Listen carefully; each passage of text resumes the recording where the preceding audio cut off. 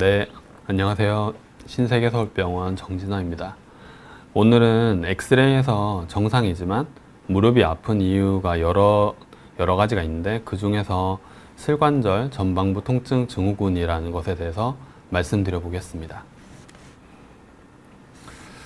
이 슬관절 전방부 통증 증후군이라고 하면 말도 좀 어려워 보이고 길어가지고 좀 외래해서 설명드리면 듣기 불편해 하시는 분들이 많은데 우선 하나하나 살펴보면 그렇게 어렵지 않습니다. 이 슬관절은 무릎을 얘기를 하고 전방부 앞쪽이고 또 통증 증후군, 이 앞쪽이 통증이 있는 그런 여러 가지의 그런 증상이 있는 상태를 모아놓은 그런 증후군이라는 것이고, 그래서 이 슬관절 전방부 통증 증후군은 이 대퇴슬개 통증 증후군이라는 말과 또 같은 의미로 쓰입니다. 대퇴슬개라고 더 어려운 말이 나왔는데, 무릎은 대퇴골과 그 다음에 허벅지에 있는 뼈가 대퇴골입니다. 그래서 대퇴골과 그 다음에 우리 종아리에 있는 두 뼈 중에서 무릎 관절을 이루는 경골이라는 뼈가 하나 더 있고요. 그 다음에 이 슬개골이라는 뚜껑뼈가 하나 더 있습니다. 보통 뚜껑뼈라고 부르는 그런 슬개골. 그래서 대퇴슬개골 각각이 관절을 이루는데 그게 무릎의 앞쪽에 있다 보니 이 대퇴슬개 통증 증후군, 무릎의 앞쪽에 있는 통증 증후군 이렇게 또 이야기를 하고요. 그리고 연골연화증이라고 이 말을 들어보신 분이 꽤 있으실 텐데요. 이 연골연화는 연골이 그야말로 좀 부드러워졌다. 그래서 그것 때문에 통증이 생겼다. 이런 좀 예전에 쓰이던 말입니다. 그래서 예전에는 우리 진단 기술이 그렇게 많이 발달되어 있지 않았을 때 그 무릎 앞쪽에 특히 이 대퇴슬개 관절에 연골이 연화가 되어 있다. 그래서 무릎 앞쪽이 아픈 것이다. 그런 개념에서 이 연골연화증이라는 말이 있었습니다. 근데 사실은 이제 뒤에 제가 말씀을 드리겠지만 이 연골이 연화가 되는 것은 엄밀하게는 이 슬관절 전방부 통증 증후군이라는 것에 포함되지는 않습니다. 다만 예전부터 써오던 말이기 때문에 그냥 비슷하게 받아들이고는 있습니다. 그래서 이 슬관절 전방부 통증 증후군이라는 것은 구조적인 문제가 없이 무릎의 앞쪽 부분의 통증이 있는 상태를 이야기를 합니다. 구조적인 문제라고 하면 무릎의 연골, 그리고 인대, 연골판 이런 것들의 어떤 손상, 찢어진다든지 뭐 그런 등의 손상이 있는 경우를 이제 배제를 해야 된다는 뜻이고요. 그리고 뼈의 정렬 상태, 뼈의 정렬이라는 것은 무릎이 우리 다리의 중간쯤에 있죠. 그래서 우리 주변에 보시면은 오다리, 그 무릎이 바깥쪽으로 이렇게 일자 다리가 아니라 무릎이 바깥쪽으로 벌어진 상태, 이런 상태 또는 X자 다리의 경우에는 이 무릎이 반대로 모여 있는 상태, 발목이 양쪽으로 빠져 있는 상태를 얘기를 합니다. 그래서 이제 X자 다리 같은 경우에는 이 걸을 때 무릎끼리 좀 부딪힌다, 이런 불편함을 호소하시는 분도 있고요. 그래서 이런 오다리나 X자 다리 등의 다리 전체 정렬에 이상이 있는 경우, 그리고 이런 그 대퇴슬개 관절의 정렬이 안 좋은 경우, 이거는 이제 구부렸다 폈다 할 때 슬개골이 대퇴골과 균형 있게 만나 있어야 되는데 구부렸다 폈다 하면서 대퇴골에 비해서 슬개골이 바깥으로 빠져나가는 경우가 많이 있습니다. 이런 경우에는 그 슬개골 주변으로 통증이 생길 수도 있는데, 여튼 뭐 이런 것들은 제가 뭐 자세하게 지금 말씀드리기 좀 어렵지만 제가 강조하는 거는 이런 구조적인 문제가 없이 무릎의 앞쪽 부분에 통증이 있는 상태가 슬관절 전방부 통증 증후군이라는 것이다, 이런 말씀입니다. 그래서 그림에서 다시 보시면 이 그림은 이제 무릎을 옆에서 본 단면입니다. 그래서 이 오른쪽이 앞쪽이고 이 뒤쪽이 왼쪽이 뒤쪽인데, 여기 제가 이제 강조해서 따로 표시해 놓은 부분을 보시면 되는데, 이제 앞쪽에 요 뼈가 아까 말씀드린 슬개골 그 뚜껑뼈인데요. 이 슬개골의 위쪽과 아래쪽으로 각각 이 지방체가 있습니다. 그래서 이 지방체에 통증신경이 많이 분포해 있습니다. 이 통증신경이 많은 곳일수록 우리가 쉽게 통증을 느낄 수 있고, 통증신경이 없는 부분은 손상이 다소 있더라도 2차적인 문제가 생길 때까지는 우리가 통증을 느끼지를 못합니다. 그런데 이 지방체 얘기를 그래서 하는 이유가 통증신경의 분포가 많은 곳이라서 가볍게만 염증이 생겨도 이 부위에 무릎 안에 어떤 큰일이 난 것처럼 통증이 심하게 느껴질 수 있다는 겁니다. 그러면 이 슬관절 전방부 통증 증후군의 원인으로 여러 가지를 설명드릴 수 있는데, 우선 활동량의 증가, 무릎 입장에서 활동량이 늘었을 때, 그리고 근육량의 저하, 이것은 이제 허벅지 근육이 저하됐다는 의미입니다. 허벅지 근육량이 저하가 되면 무릎의 통증이 쉽게 생길 수 있는데요. 또 세 번째로는 신경병증과의 연관성.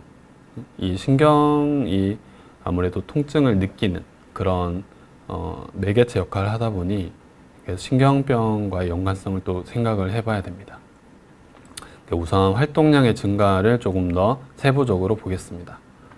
이 활동량의 증가는 무릎의 입장에서 안 좋은 자세를 많이 했을 경우, 이 안 좋은 자세라는 것은 무릎은 많이 구부린 상태에서 하중을 많이 가하면 이 평소에 우리가 평지를 걸을 때 무릎에서 하중을 느낀 것보다 훨씬 많은 하중, 그래서 2배에서 많게는 10배까지도 그 하중을 크게 받게 됩니다.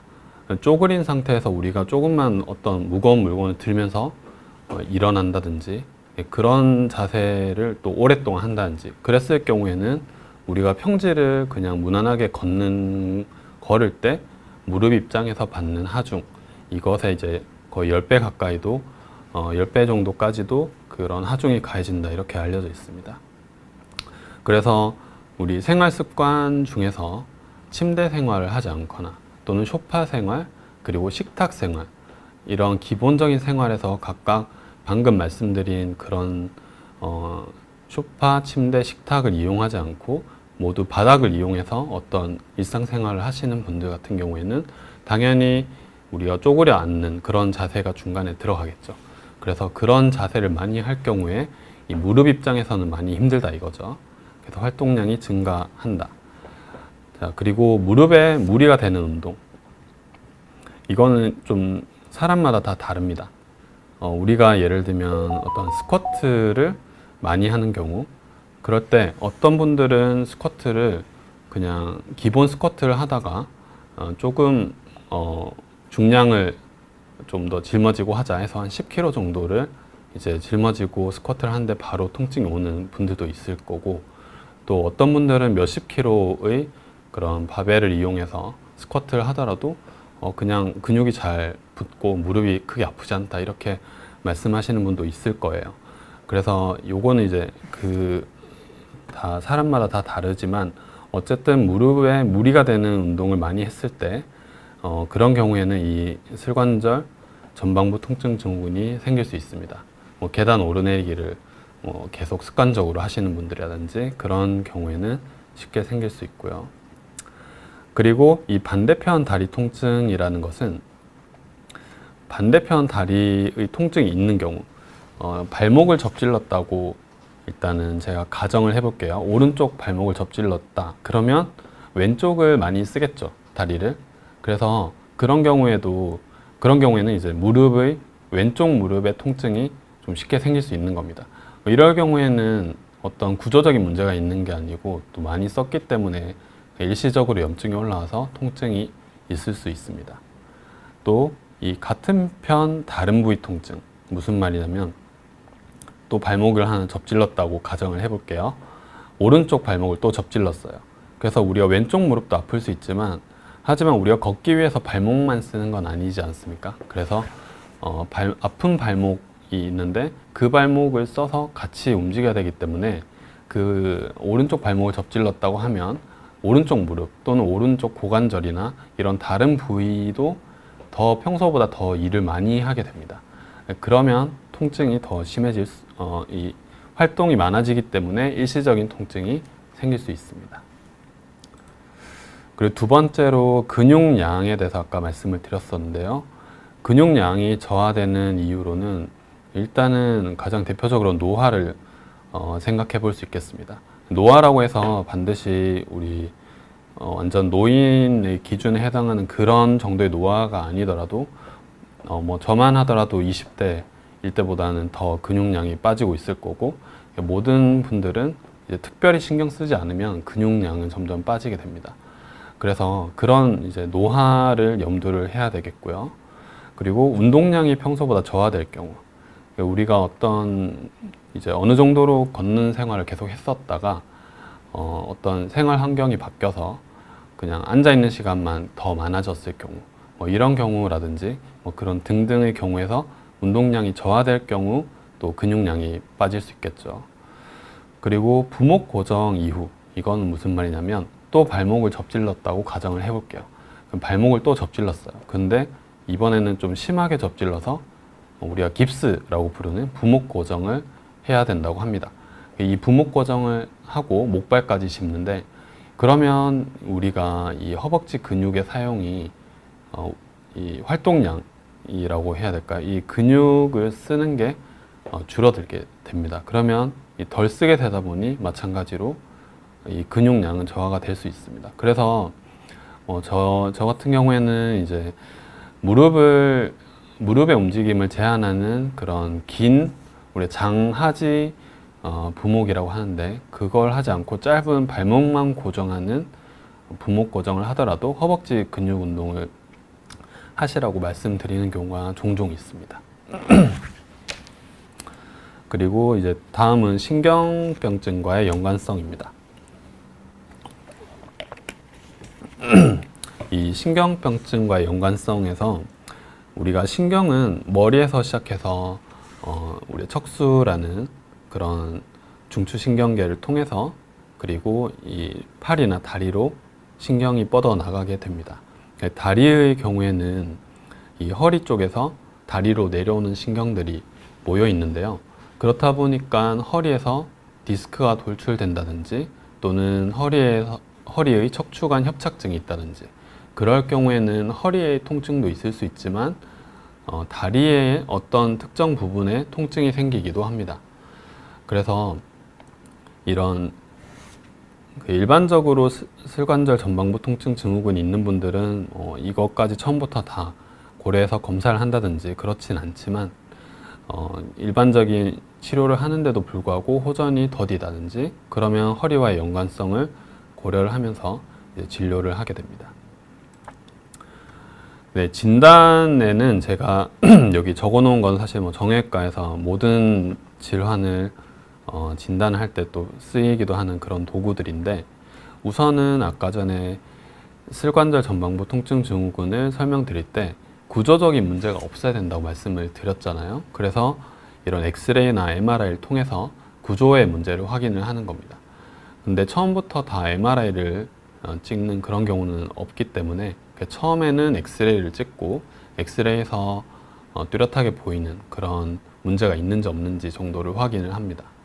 그런데 아까 제가 구조적인 문제를 예를 들면서 연골판, 인대, 연골 이런 것들에 대해서 말씀을 드렸는데, 그런 것들은 엑스레이에서 바로 보이진 않습니다.